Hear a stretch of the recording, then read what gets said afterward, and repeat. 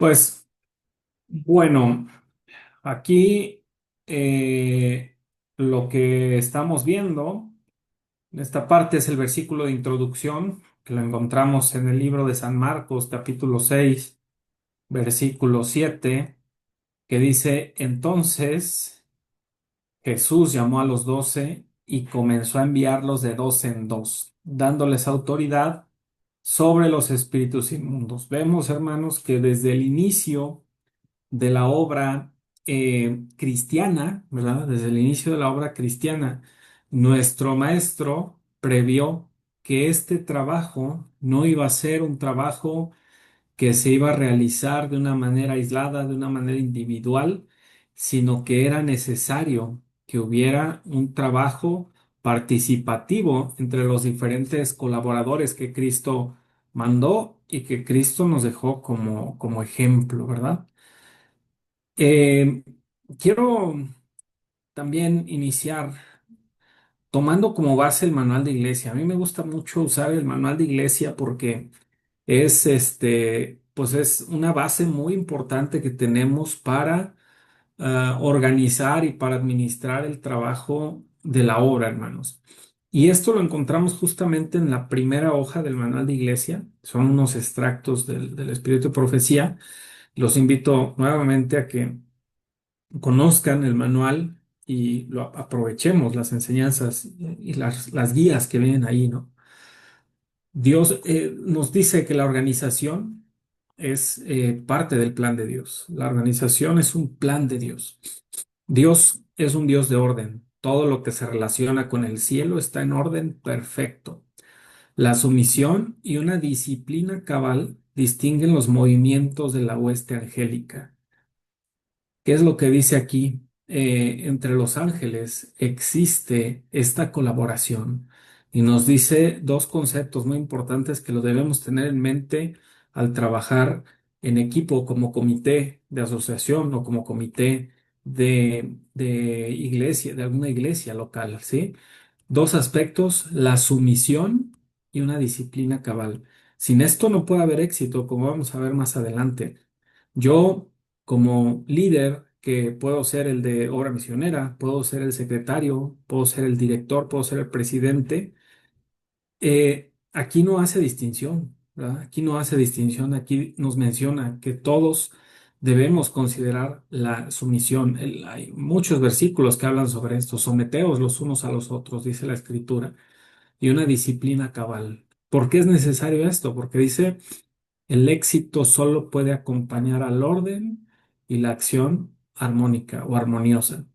Si lo dijéramos al contrario a esto, ¿qué es lo que estaríamos diciendo? Si no hay orden y si no hay armonía en un grupo de trabajo, si no hay orden y no hay armonía en un comité, entonces el éxito no lo puede acompañar. ¿Cuál es lo contrario del éxito?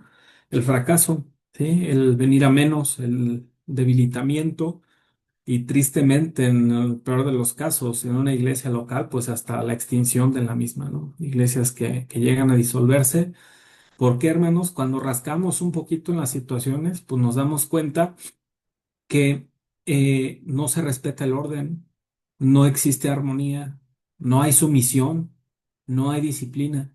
Y esto, hermanos, pues realmente no hay mucho más que ver y que analizar sobre la parte que nos toca trabajar como colaboradores con Cristo y colaboradores los unos con los otros. Dios exige orden y sistema en su obra en nuestros días, tanto como lo exigía en los días de Israel. Poníamos el ejemplo cuando hablábamos aquí en la iglesia sobre este asunto, que la cantidad de personas que le tocó guiar a Moisés, la encomienda que le dio Dios, la Biblia dice 600,000 hombres, sin contar las mujeres ni los niños, ¿sí? Vemos a través de los escritos que se habla aproximadamente de 2 millones de personas. Esto es más o menos la población que hay en una ciudad como León. Entonces, imagínense todo el orden que se necesita, toda la rigurosidad que se necesita para que todas estas personas puedan tener cubiertas sus necesidades, para que pueda haber la movilidad, para que pueda haber la higiene que tenía que haber. O sea, como dice aquí, Hoy en día no necesitamos menos, sino necesitamos lo mismo de orden y de disciplina que hubo en el antiguo Israel. ¿Para qué? Para poder avanzar.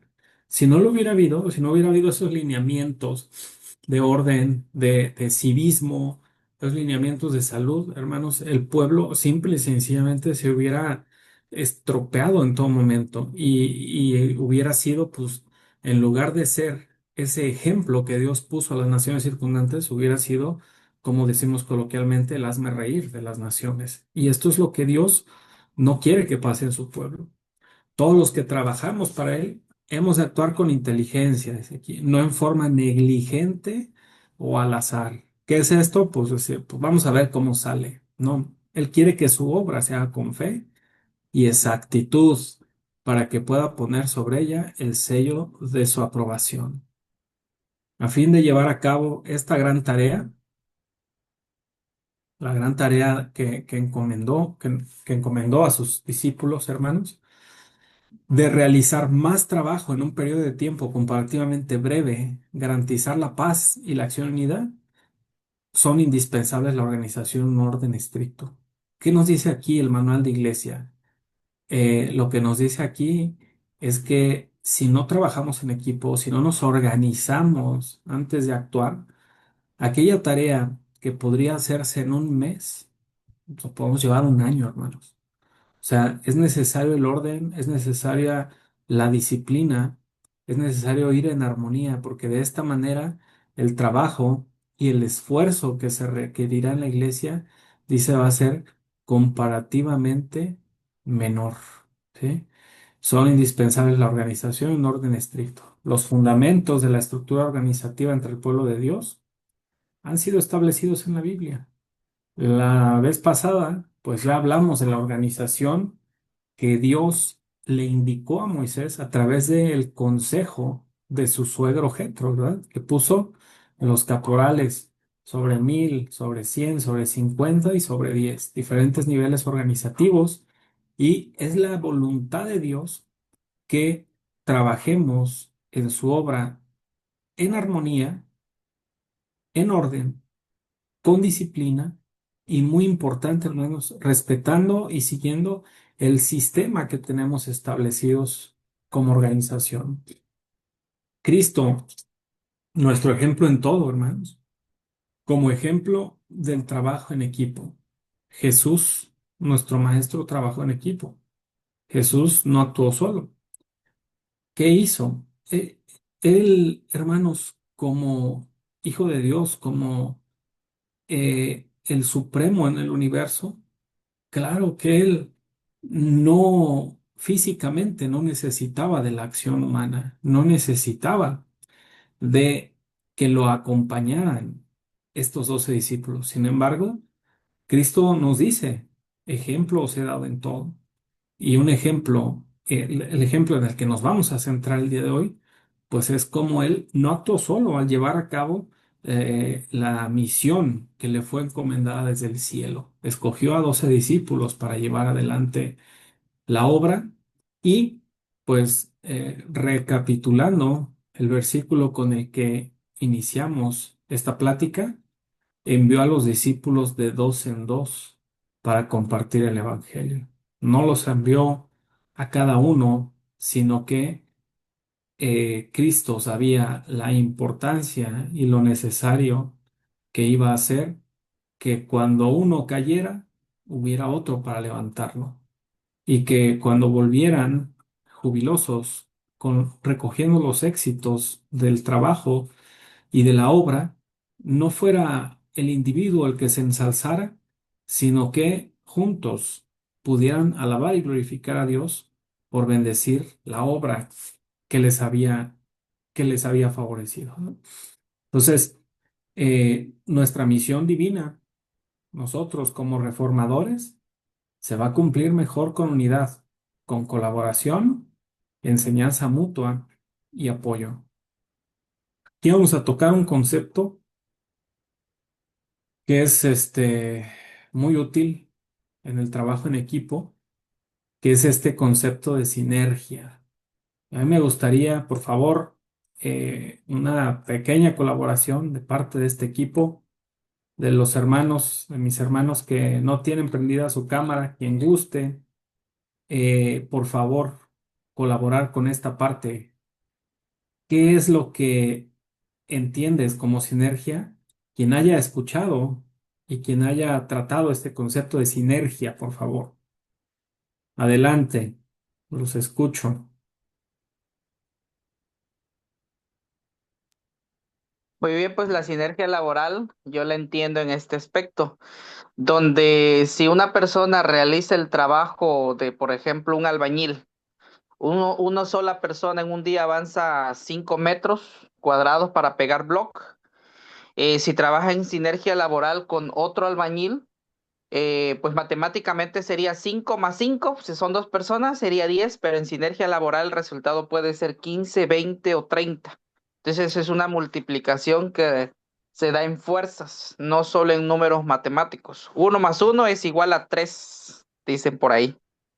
Exactamente, hermano Josías, perfecto. Está perfectamente explicado lo que es la sinergia. Entonces, siendo que esa que nos explica el hermano Josías es la sinergia, fíjense que yo encuentro que la sinergia que existe en todos los aspectos de la vida cotidiana para el trabajo en equipo, pues yo la encuentro en este versículo de Eclesiastés, capítulo 4 versículo 9 al 10. La unión multiplica la fuerza, como decía el hermano Josías, no la suma, sino la multiplica. ¿Y qué dice aquí? Mejores son dos que uno. ¿Por qué dice? Porque tienen mejor paga de su trabajo. Porque si cayeren, el uno levantará a su compañero, pero hay del solo que cuando cayere, no habrá segundo que lo levante. Entonces, hermanos, querer emprender una misión, una tarea, un proyecto, diciendo, pues es que nadie lo entiende, es que aquí solamente yo soy el que le interesa, así que yo voy, hermanos, corremos un gran riesgo, corremos un gran riesgo, debemos actuar en conjunto, debemos trabajar en equipo y debemos buscar trabajar como nos lo ejemplificó nuestro maestro, en unidad y como nos lo aconseja Eclesiastés 4 9 al 10. ¿Por qué? Porque si yo quiero ir solo, si yo quiero, el espíritu de profecía llama ideas originales. Si yo quiero ir con mis planes originales, ¿qué quiere decir eso? Pues que tienen un origen en mí, ¿sí? No voy a tener el éxito que Dios necesita que haya para su causa. Entonces tenemos que trabajar juntos porque este es un principio que Dios ha dejado y que se manifiesta en muchas cosas en la naturaleza y por supuesto en la obra que Él nos manda hacer. Trabajar juntos produce mejores resultados. La cooperación permite compartir esfuerzos, nos va a permitir apoyarnos mutuamente, nos va a permitir superar dificultades, ¿sí? Trabajando en equipo, nadie queda solo ante los problemas. Si te lanzas solo, si te aventuras solo, muchas veces va a ser como lo dijimos en la capacitación pasada, en la plática pasada, muchas veces desafortunada y tristemente puede ser por contienda o por vanagloria. Y desafortunadamente eso es lo que el enemigo quiere. ¿Por qué? Porque sabe que cuando lleguen los problemas, que cuando lleguen las luchas, tú te vas a desanimar, ¿sí? Y encima te vas a frustrar, vas a decir, pues, ¿cómo no iba a salir mal si nadie me ayudó, si nadie entró a echar la mano? No, hermanos, tenemos que buscar, rogar a Dios para que nos ayude a trabajar en equipo, a trabajar como colaboradores. Bueno, un versículo muy conocido por todos nosotros, Romanos 12 4 y 5, el cuerpo de Cristo como ejemplo de este trabajo en equipo, porque de la manera que un cuerpo tiene muchos miembros, pero no todos los miembros tienen la misma función. Así nosotros, siendo muchos, somos un cuerpo en Cristo y todos miembros los unos de los otros. Este versículo lo conocemos, lo repasamos muchas veces Y aquí lo importante, lo interesante es que nos lo llevemos como una tarea para aplicarlo en nuestros comités, para aplicarlo en nuestras iglesias locales, en el comité de la asociación, en el comité de la unión, sabiendo verdaderamente que lo que nos toca hacer a nosotros es, número uno, llevar a cabo mi función de la manera más fiel y más íntegra como Dios me ha mandado. Y número dos, respetar y valorar aquella función que le ha tocado a mi hermano como colaborador. Un problema del trabajo en equipo viene cuando yo no soy perfectamente fiel como Dios quiere que sea mi función. Y a lo mejor en lo que a mí me toca hacer, pues soy muy laxo, soy muy flojito muchas veces, pero si quiero intervenir en los planes, en los proyectos, en las opiniones de mi hermano que tiene otro cargo, de mi hermano que tiene otra responsabilidad. Y ese es un problema, hermanos. ¿Por qué? Porque entonces el ojo no le puede decir al dedo cómo haga su función. No está allí para guiarlo y decirle, tiene que ser así, así, sino que cada uno, Dios nos ha dotado de dones, nos ha dotado de habilidades y en base a ello nos ha dado una responsabilidad. Esto lo vamos a ver en la siguiente diapositiva.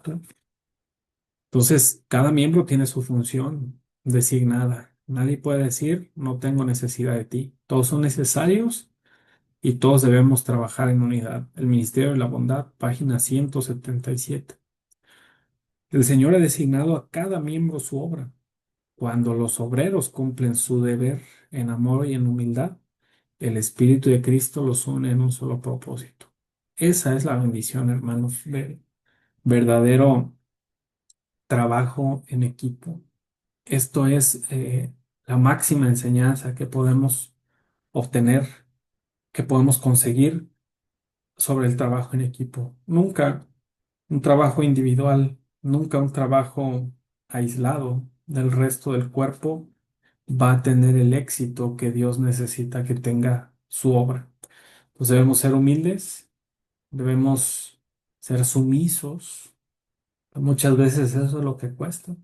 Ser humildes, ser sumisos y también, hermanos, muchas veces de verdad nos va a tener que tocar dejar que un hermano haga su experiencia, que un hermano cometa algún error, cometa alguna equivocación porque es la manera en la que todos vamos a aprender y no querer muchas veces desde mi experiencia, desde mi seguridad, de decir yo tengo más años, querer decirle a cada uno cómo tiene que hacer su tarea, cómo tiene que hacer su trabajo. No, hermanos, esa no es la forma en la cual cada miembro va a desarrollarse, ni es la forma en la cual el cuerpo de Cristo va a tener el éxito. Los dones espirituales para perfeccionar a los santos, pues también un versículo bastante conocido.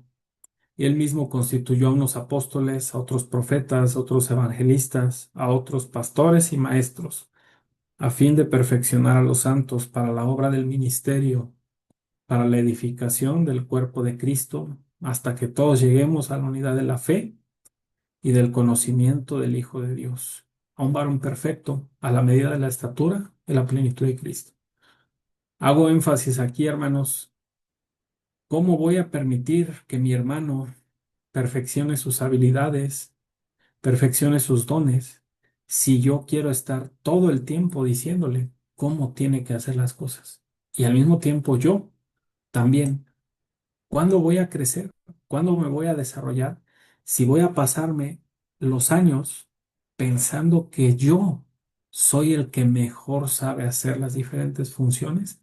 No, eso es contrario precisamente a los principios que estamos viendo y a la forma de trabajo en equipo que encontramos en estos versículos de la palabra y en el espíritu de profecía. Los dones son la manifestación del Espíritu Santo, dados para el beneficio de toda la iglesia. Cada obrero tiene su lugar y cuando todos trabajan en armonía, el cuerpo de Cristo se fortalece y crece en santidad. Este es el objetivo que Dios pone por encima de todos, hermanos. por encima de todo, hermanos, que el cuerpo de Cristo, que la iglesia se vaya haciendo cada vez más fuerte y crezca en santidad.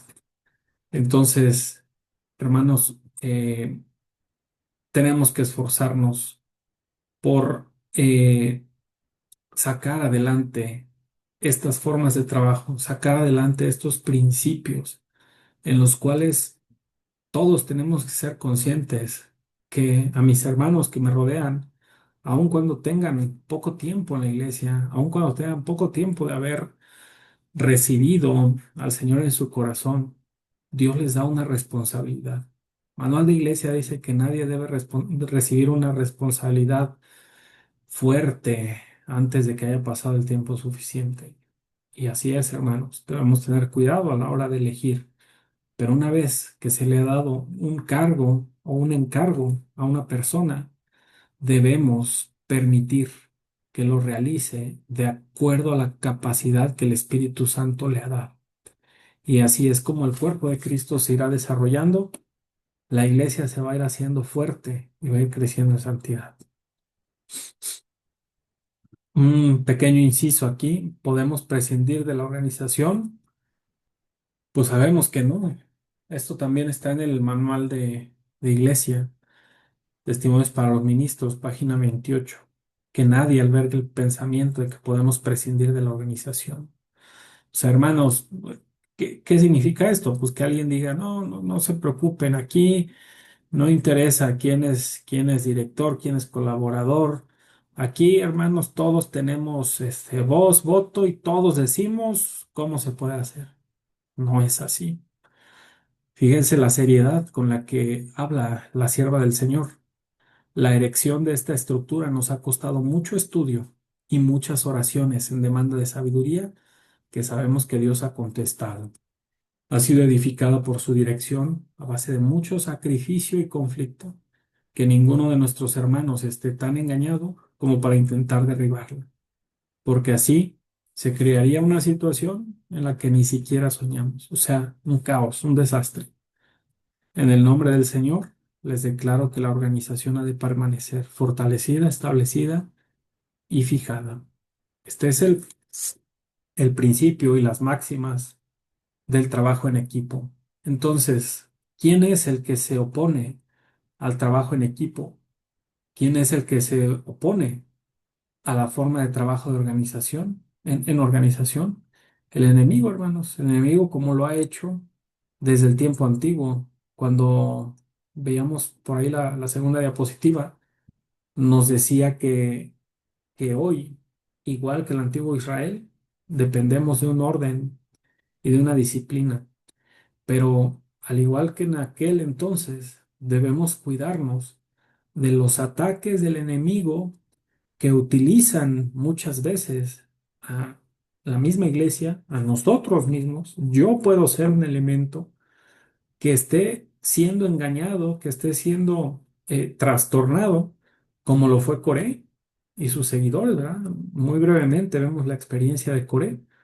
¿Qué dice que pasó? Dice, se levantaron contra Moisés con 250 varones de los hijos de Israel, príncipes de la congregación, o sea, personas dice, de los del consejo, varones de renombre, personas que eran reconocidos por el pueblo, personas que tenían, pues, una voz y un voto, tenían un renombre frente al pueblo. ¿Qué hicieron? Dice, se juntaron contra Moisés y Aarón, o sea, los máximos representantes del orden establecido por Dios. Les dijeron, basta ya de vosotros, porque toda la congregación, todos ellos son santos, y en medio de ellos está Jehová. ¿Por qué pues os levantáis vosotros sobre la congregación de Jehová? Fíjense, hermanos, tenemos que analizar concretamente cuáles fueron las palabras y cuál fue el argumento que sacó Coré para rebelarse. Él no llegó diciendo, pues es que yo quiero tener el cargo que tiene Aarón, es que yo quiero tener el cargo que tiene Moisés. No, él no llegó diciendo eso. ¿Qué llegó diciendo él? Es que todos somos parejos, es que todo, o sea, argumentando como diciendo, ¿cuál es la diferencia que hay entre Moisés y fulanito? ¿Cuál es la diferencia que hay entre Aarón y su tanito. ¿Y qué es lo que vemos, hermano? Que como personas, eh, delante de Dios, todos somos iguales, todos tenemos el mismo valor. Sin embargo, Dios prepara a cada uno de sus siervos para una tarea y para una labor diferente, en un lugar y en una forma en la que Dios sabe que va a ser un beneficio para su causa. Sin embargo, el enemigo, así como usó a Coré, ¿qué es lo que le llegó a Coré? Pues a Coré le llegó el enemigo diciéndole, tú podrías hacer mejor lo que está haciendo Aarón, tú podrías hacer mejor lo que está haciendo Moisés. Y él se la creyó, ¿verdad? Pero, ¿qué es lo que iba a suceder? Si esto se daba de esta forma, pues el enemigo es el que iba a tener el éxito. ¿Cuál fue la raíz de este conflicto? Patriarcas y Profetas 3:95. La insatisfacción que se encostró en el corazón de este hombre, de Coré y de sus seguidores. El anhelo de ser exaltado, ¿sí? Pensando que ese trabajo que él tenía, a pesar de ser levita, esa posición que él tenía, pues como que no era muy visible, como que no era muy notable, y él quería hacer algo más allá, ¿sí? Esto fueron las causas de la rebelión. Coré, aunque levita, no estaba contento con el servicio que Dios le había confiado. Deseaba el sacerdocio y la autoridad de Aarón. ¿Quién se lo hizo desear así? El enemigo, ningún otro. Pretendían buscar la igualdad y el bienestar del pueblo. Esto dice Patriarcas y Profetas. Era lo que pretendían. No, es que el pueblo va a estar mejor, pero en realidad buscaban su propia exaltación. ¿Por qué, hermanos? Pues porque el enemigo sabe dónde atacar, porque el enemigo sabía que si los atacaba de esta forma y si ellos atendían a este llamado, pues él, el enemigo, iba a tener la victoria, iba a debilitar la organización que Dios había puesto. ¿Verdad? Satanás siempre intenta presentar el descontento como celo por la justicia. Las causas injustas a menudo se disfrazan de causas nobles. Coré y sus seguidores afirmaban defender la santidad del pueblo, pero estaban motivados por la envidia hacia el liderazgo divinamente establecido. Debemos tener cuidado con esto. La rebelión no fue contra Moisés o Aarón, sino contra Dios mismo, ¿sí? La oposición a los siervos de Dios es en realidad oposición a la autoridad, ¿qué? A la autoridad divina. Dice, conclusión, cuando el Espíritu de Cristo habita en el corazón, no hay división, no hay egoísmo, no hay ambición personal. Todos trabajan bajo una misma dirección, la de su maestro. Cada nuevo recluta, añadido a las filas mediante la conversión, debe ocupar su puesto asignado. Cada cual debiera tener voluntad, deseo hacer cualquier cosa en este combate. Cuando los miembros de la iglesia realicen esfuerzos fervientes para el adelantamiento del mensaje, ellos vivirán en el gozo del Señor y obtendrán el éxito. El triunfo corona siempre el esfuerzo decidido. Hermanos, nosotros tenemos una gran tarea y una gran misión aquí en la tierra que no podemos ponerla en riesgo, que no podemos arriesgar el éxito por una opinión personal, por eh, por un anhelo que muchas veces el enemigo pone en nosotros de ser el más sobresaliente, de ser aquel el cual sus opiniones siempre son las que acaban quedando, las opiniones que siempre acaban siendo aceptadas. No, hermanos, recuerden que, bueno, a mí me tocó escuchar un dicho que se dice en la guerra, que siempre la misión es más importante que el soldado. En nuestro caso, podemos decir, la misión siempre va a ser más importante que el misionero. Permitamos que el Señor nos guíe, que el Señor nos muestre y que muchas veces, hermanos, como lo dije en la plática anterior, vamos a tener, vamos a tener que aceptar muchas veces que mi hermano es el que tiene la razón, que mi hermano es el que el Señor le está mostrando cómo salir adelante de este problema, cómo salir adelante en este proyecto. Y sobre todas las cosas, hermanos, que estemos contentos, que estemos satisfechos con aquella tarea que el Señor nos encomendó este año o para el comité del próximo año en nuestra iglesia local, y que pongamos en nuestro corazón como lo se puso José cuando iba de camino a Egipto. José cuando iba de camino a Egipto, dice Patriarcas y Profetas, que uno de los propósitos que se puso en su corazón es: no importaba lo que le tocara hacer, lo haría de todo corazón y con toda integridad para el Señor.